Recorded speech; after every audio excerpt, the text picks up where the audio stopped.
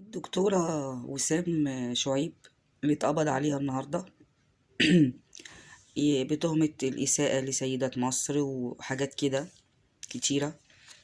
أنا النهاردة مش طالعة أدافع عنها ولا طالعة أهاجمها. ده شيء يفصل فيه القضاء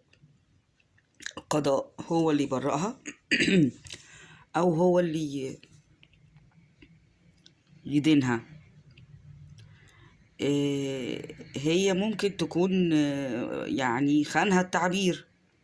هي ممكن تكون هي تقصد ان هي مثلا بتنصح او بتأدي نصيحة بطريقتها، يعني بطريقة ما. ممكن تكون ما تقصدش ان هي تسيء لسيدات مصر او تتكلم مثلا في اعراض حد او بتاع. هي ما ذكرتش اسماء. ممكن يكون خانها التعبير او خانها طريقة الاداء، وممكن هي تقصد الاساءة والله اعلم. ده شيء بقى يقوله القضاء، هو اللي يديها حكم او هو اللي يبرئها. ففي ناس طالعة كده ايه تتشملل و... وتدوس على رقبة الست، ولسه القضاء ما فصلش في الأمر، وطلعت دينها وطلعت تقول ازاي وإنا والذين.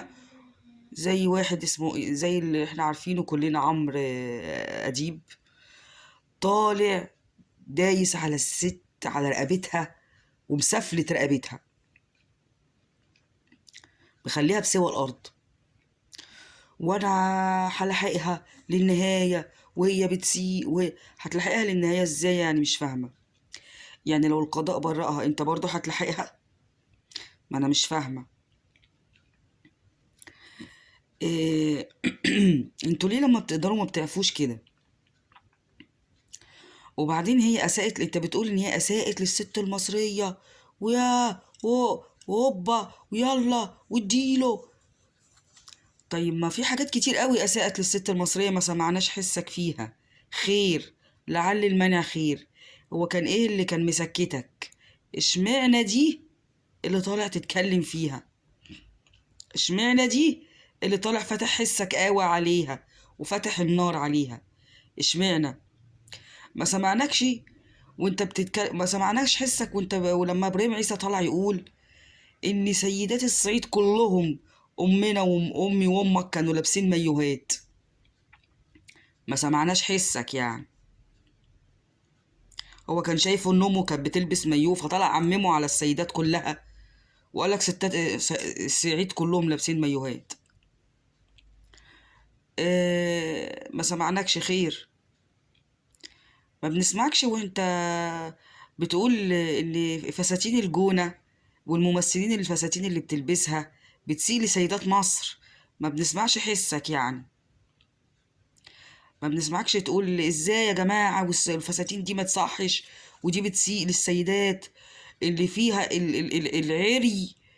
كل واحدة تتنافس ان يكون فستانها مبين جسمها اكتر من التانية، تنافس في العري. ما بنسمعكش وانت بتقول ان هي بتسيء للستات.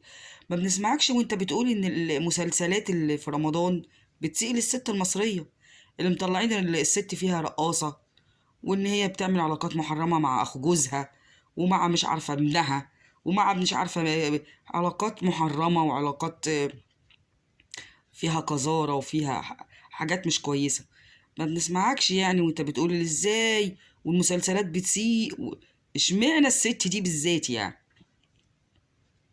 هي بتسيء، بتسيء، اساءت، ولكن انت ليه بتكيل بمكيالين؟